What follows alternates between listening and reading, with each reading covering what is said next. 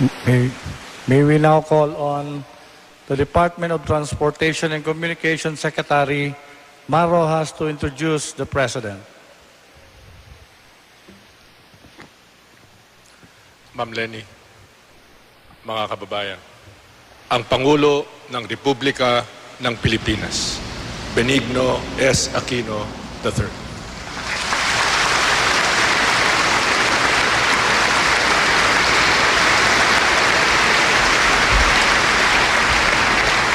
Salamat po. Maupo tayo lahat. Tinuruan po tayo ni Samang Jess ng Konting Bicol, marhay na udto sa Indogabos. Mali na naman ho yata.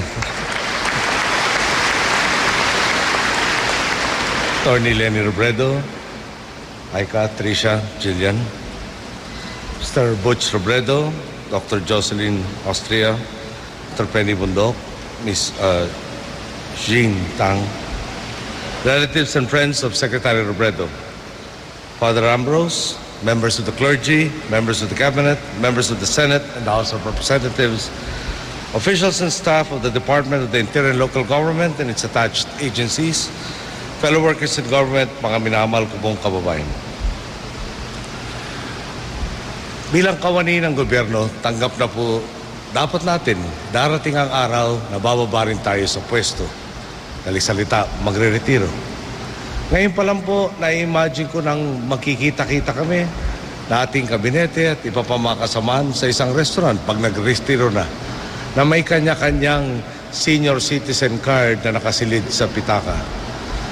Magkakainan kami, magtatawanan at pagkukwentuhan kung ano ang mga pinagdaanan namin, kung ano ang mga nagawa namin. Hindi na po makakasama si Jessie sa mga kwentuhang yon. Di na po makakabiruan si Jessie tungkol sa pagkilatis sa mga manliligaw ng anak niya. At sa mga susunod pong taon, wala na rin siyang para makipaglaro sa magiging apo niya. Hindi madaling tanggapin ang biglaang pagkawala ni Jessie. Di po natin inaasahan ang pangyayaring ito. Ngunit sa kabila ng ating kaba at pagkabigla ng unang marinig ang balita, ginawa natin ang lahat ng ating magagawa upang mailigtas siya. Kung papalarin, at kung hindi man upang mabigyan ng angkop at marangal na pagwawakas ang trahedyang sinapit natin. Habang umahaba po ang panahon, umasa tayo na isang minuto ay darating siya at sasabihing, pasensya na kayo, naabala ko kayong lahat sa tagal ng pagdating ko. Ngayon po, kaisa ako sa pagluluksa ng sambayanang napagkaitan ng isang tunay na lingkod bayan. Kung mayroon pong Diyos na nagmamahal sa atin at bukal ng katarungan, sigurado akong kapiling na niya ngayon si kalihim Jessie Robredo. Nawalan po ng asawa at ang mga kanyang pamilya. Nawalan po ang bayan ng isang tapat at mahusay na pinuno. Nawalan po ako ng isang kapatid sa opisyal na pamilya sa kabinete. Nang kasangga sa mga ipinaglalaban at ng kapartido.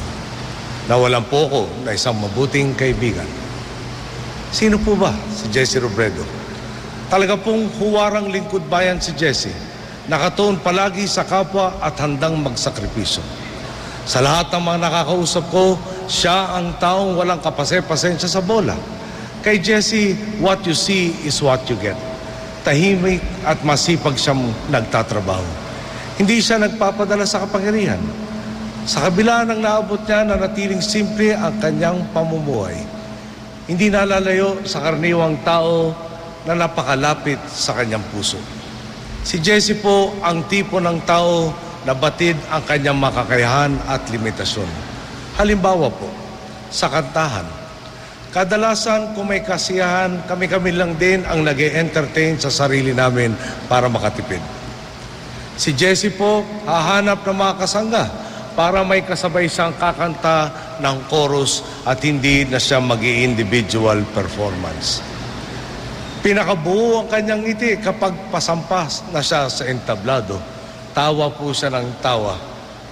Sa dami po ng mga talentadong nagkukumpul-kumpul, nakakapagtaka na halos wala kaming marinig sa mga boses nila bagamat may mikroponong tangan at kinakantahan. Dalawa raw po sa paborito niyang kanta ay My Way at Impossible Dream. Tatak nga po siguro ito ng mga paniniwala niya. Hindi siya naging kontento sa status quo. Pinatunayan niya sa Naga na posible ang pagbabago. Posibleng madaig ang sistemang matagal nang nangingibabaw. Posibleng madaig ang mga politikong napakatagal na mayagpag at kinasangkapan ng posisyon para sa pansariling interes. Trailblazer po si Jesse sa tuwid na daan. Pinatunayan niyang pwede palang magtagumpay sa politika nang hindi nagiging trapo. Hindi po madali ang pagtahak sa landas na ito, lalo na nung nagsisimula pa lamang siya sa serbisyong pampubliko.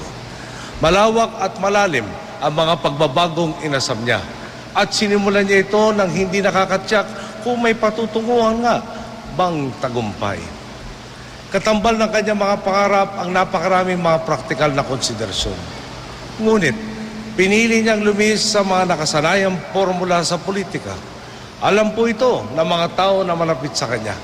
Mas pipiliin pa niyang makulong kaysa bumitaw sa mga kausa na aming pinaniniwalaan. Nang nasa oposisyon po kami, hindi naman pwedeng suspindihin ganun lang ang mga nasa legislatura. Pero sa katulad niyang mayor, laging nakabinbin ang banta ng pang-aapi o dineretsyong ang inapina. Mas marami at mas mabigat ang pagtatayang ginawa niya sa kanyang buhay politika. Ito pong issue ukol sa kanyang citizenship. Alam naman natin ang motibasyon.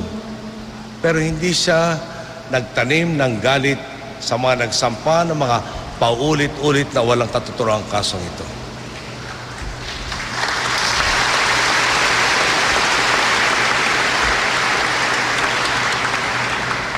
Alam po natin ang katotohanan sa politika. May ibang nakangiti kapag kaharap mo, pero kung tumalikod ka, pakiramdam mo, sasaksakin ka. Napahanga talaga ako ni Jesse.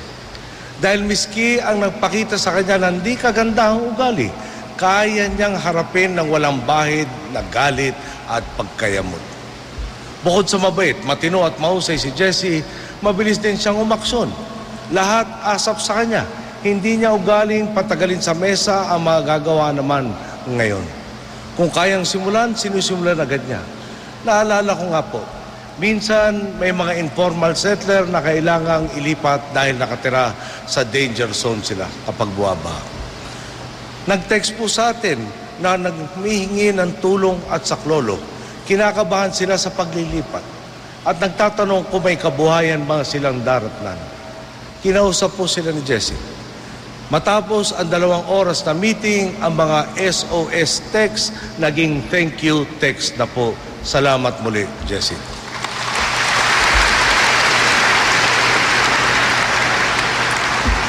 Iba po talaga si Jesse.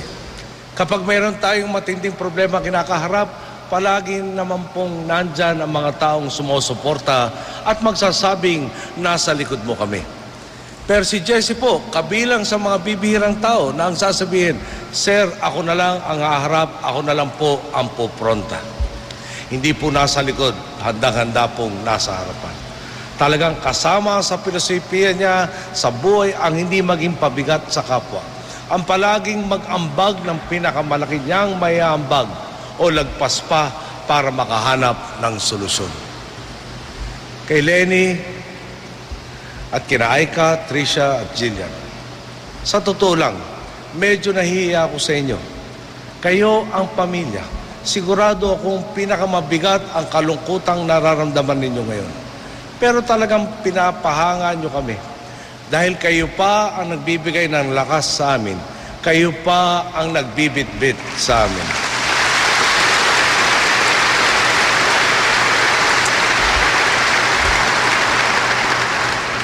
Lenny, alam mo naman na hindi tayo masyadong nagkakakilala. Dahil na rin pinilit ni Jesse na magkaroon siya palagi ng private time kasama ang kanyang pamilya. Alam ng kabinete ito, sa hirap ng aming mga pinagdadaanan, ang pinakagantimpala ko po sa kanila ay paminsan-minsan magpakain ng isang kaaya-ayang hapunan. Pero pag weekend ako nag-aya ng kainan, siguradong magpapaumanhin na si Jesse. Sagrado sa kanyang oras kasama ang pamilya. Palagi siyang nagmamadaling makauwi sa Naga. Hindi lang ang mag-anak na Robredo ang nawalan ng padre pamilya. Pati ang buong DILG, ang mga nagtatrabaho sa field, ang lahat ng natulungan niya, ang buong Naga parang nawala ng ama. Kaya nga po, bukod sa kalungkutan, matinding paghihinayang din ang nararamdaman ko ngayon. Ang dami niya mga plano at talagang kita-kita na po ang direksyon ng mga reforma. Namunaw siya sa pagpapatotoo ng mga teorya sa pamamahala na pinag-uusapan lang sa mga libro. Ginawa po niya iyan sa Naga at iyan din po ang nasimulan ng niyang gawin sa pambansang antas. Kayo na po ang mamili. Sa Bureau of Fire Protection, kung saan nakakuha siya ng mga fire trucks na mas mura pero mas maganda ang kalidad at mas marami ang kakayahan. O sa BGMP.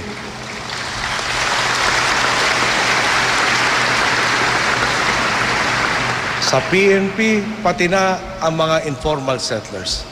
Maraming mga lumang problema na sa tulong ni Jesse, sa wakas ay nakikita na natin ng solusyon. Sayang po talaga. Ngunit wala naman siguro magsasabing may kulang pa sa mga inambag ni Jesse. Dapat po yata tayong mga nakinabang sa kanyang buhay at pagsusumikap ang tumumbas sa kanyang mga nagawa at magambag naman ng parte natin. Naalala ko pa po, ang maagam-agam namin nang biglaan ding pumanaw ang aking ama noong taong 1983. Marami po sa amin na nagtanong, paano na tayo? Sino ang magtutuloy? Parang ligaw na ligaw po kami. Nawala ang aming pinuno. Pero sabi nga po ng aking ina, and I quote, "If cowardice is infectious, then bravery is all the more infectious." Close quote. Ang nag-iisa, dumadami ng dumadami hanggang nakamit na nga ng buong bayan ang pagbabago. Hindi mauubusan ng mga bayani ang lahing Pilipino.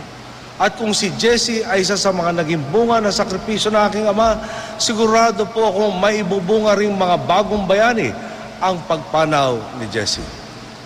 Sa ipinapakitang pagpupugay at pagmamahal ng taong bayan ngayon, sigurado ko, may isang henerasyon na namang ng mga Pilipinong magbibigyang inspirasyon at mahihimok na maglingkod sa ngalan ni Jesse.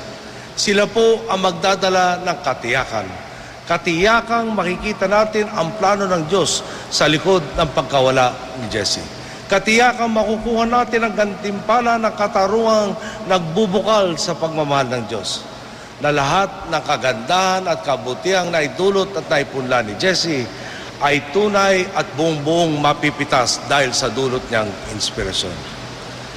Ang sabi po sa pangalawang liham ni Paul kay Timothy, chapter 4, verses 6 to 7, "For I am now ready to be offered, and the time of my departure is at hand. I have fought a good fight. I have finished my course. I have kept the faith." Angkop na angkop po ito kay Jesse. Mission accomplished na siya sa mundong ito. Marapat lang na matamasa na niya ang magantimpala ng isang buo at mabuting buhay sa piling ng Diyos Ama. Nasa hanay na po si Jesse ng mga bayaning sumusubaybay sa atin mula sa kalangitan at nagbibigay lakas sa atin upang ipagpatuloy ang kanilang mga mabuting gawain. Kaya't huwag na po tayong lumuha. Sa halip, magpasalamat tayo. Sa maikling panahon narito siya sa mundo, tayo pa ang nabiyayaan ng pagkakataong makapiling si Jesse Manalastas Robredo.